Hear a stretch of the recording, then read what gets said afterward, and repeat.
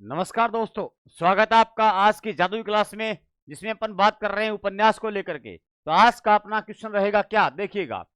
रामचंद्र शुक्ल के अनुसार हिंदी का प्रथम मौलिक उपन्यास है। तो आपको पता होना चाहिए भाग्यवती, परीक्षा गुरु, निशाय हिंदू, चंद्रकांता कौन सा उपन्यास है। चलो इसकी व्याख्या की बात करते हैं। इतने में आप उत्तर दीजिएगा, इतने में आप उत्तर दीजिएगा।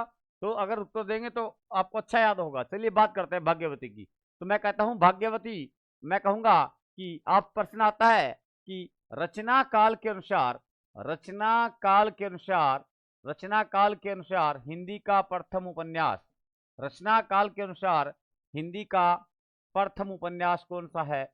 हिंदी का प्रथम उपन्यास, तो हमारा उत्तर आना चाहिए क्या, भाग्यवती। तो आपका उत्तर होगा भाग्यवती। क्या होगा, भाग्यवती होगा। और भाग्यवती उपन्यास जो है लिखने वाले सिरदाराम फिल्लोरी थे। 1877 में लिखा था, 1877 में लिखा था। लिखने वाले कौन थे, सिरदाराम फिल्लोरी थे। सिरदाराम फिल्लोरी ने लिखा था। कौन सा उपन्यास, भाग्यवती लिखा 1877 में लिखा गया था। प्रकाशन होता है 1887 में, ईस्वी में। प्रकाशन पूछिए तो 87 होगा, लिखा था 77 में। ये हुआ था, इसको प्रथम उपन्यास माना था। फर्स्ट उपन्यास जो है वो माना था गणपति चंद्रगुप्त, गणपति चंद्रगुप्त ने माना था। याद रखना है, किसने माना था, गणपति चंद्रगुप्त ने माना था। इसे हिंदी का पहला उपन्यास माना, गणपति चंद्रगुप्त मानते हैं। तुम्हें याद रखना है क्या, सोचिए, याद करते हैं एक बार के लिए। मार्कर रुका है कि सरदाराम फिल्लोरी, सरदाराम फिल्लोरी के भाग्य ने काम नहीं किया।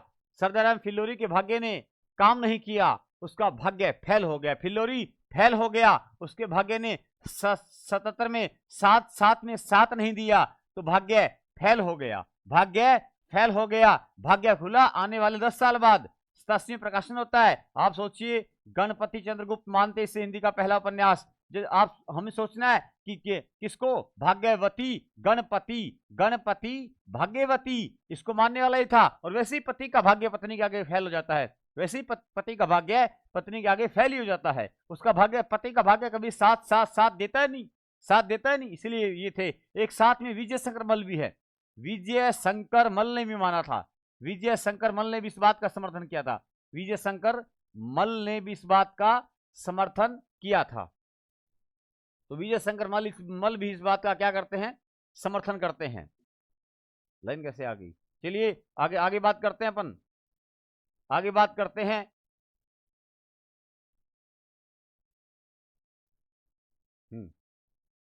कौन मानते हैं, गणपति चंद्रगुप्त मानते हैं, ठीक है, हो गया।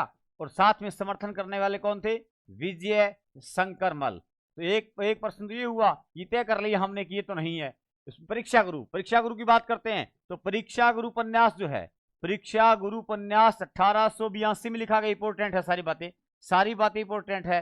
1882 में लिखा गया।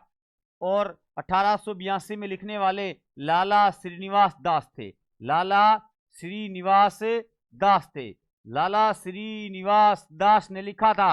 याद रखना, जहां दास होगा वहां गुरु जरूर होगा, वहां गुरु जरूर होगा। और गुरु ही परीक्षा लेगा, गुरु ही परीक्षा लेगा। एक बालक, इसकी कहानी, इसकी उपन्यास में कहानी है कि एक बालक को बहुत समझाया गया, लेकिन वो नहीं समझा। लेकिन एक बार उसकी परीक्षा लेगी, और परीक्षा के कारण वो सब समझ गया, उसकी गुरु परीक्षा ही बन गई, उस बालक की गुरु परीक्षा बन गई। ऐसी कुछ कहानी है।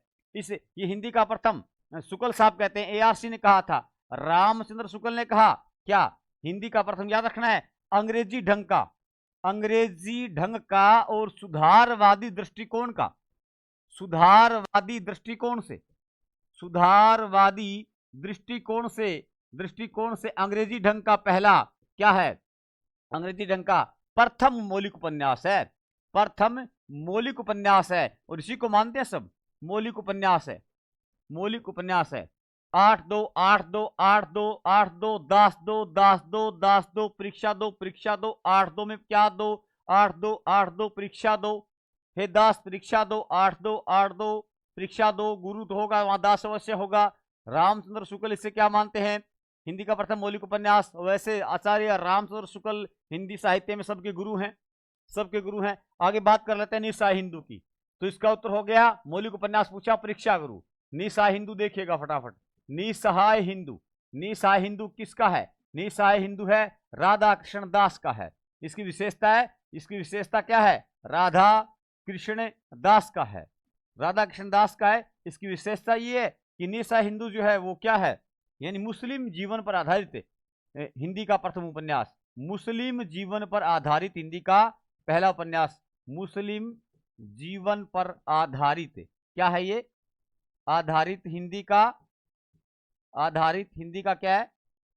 प्रथम उपन्यास है, प्रथम उपन्यास है। आप सोचिए, निसहाय हिंदू होगा तो मुस्लिम जीवन पे होगा ही, निसहाय हिंदू होगा तो मुस्लिम जीवन पे होगा, मुस्लिम समाज के चित्रण का पहला उपन्यास कह सकते हैं, मुस्लिम जीवन पर आधारित हिंदी का पहला उपन्यास कैसे कह सकते हैं? आप सोचिए, राधा कृष्ण के बिना निसहाय, राधा कृष्ण के बिना निसहाय, और कृष्ण कृष्ण राधा के बिना निसहाय, दोनों एक दूसरे के बिना निसहाय।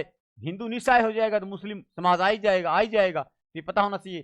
चंद्रकांता, चंद्रकांता को लिखने वाले देवकी नंदन खत्री, देवकी नंदन खत्री हैं। देवकी नंदन खत्री आपको आप सब जानते हो, देवकी नंदन खत्री वो हैं जो हिंदी में तिलिस्मी व अय्यारी उपन्यासों के जनक हैं। तिलिस्मी व अय्यारी उपन्यासों के जनक कौन कहलाते हैं? देवकी नंदन खत्री कहलाते हैं। कौन से उपन्यास? तिलिस्मी व अय्यारी उपन्यास को, अय्यारी, अय्यारी उपन्यासों के जनक हैं।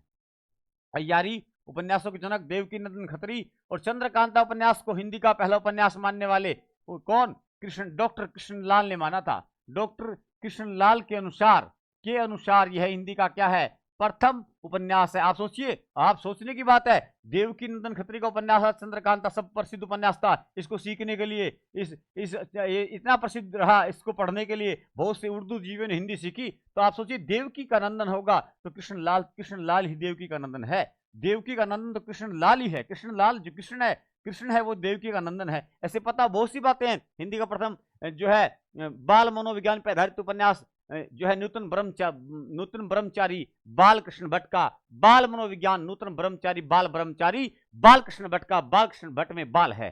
चलिए, ये सब बातें होती रही, मैंने आपको बताया। तरीके से याद कीजिए चीजों को, हमारे चैनल को सब्सक्राइब कीजिए, लाइक कीजिए, कमेंट कीजिए। जितना आप मोटिव देंगे, कमेंट आएंगे अच्छे अच्छे, उतनी अगली बेहतरीन कंटेंट आपके सामने आएगा। 1% पे बहुत सारी चीज जुड़ी हुई चीजें हम लेकर के आपके लिए आएंगे।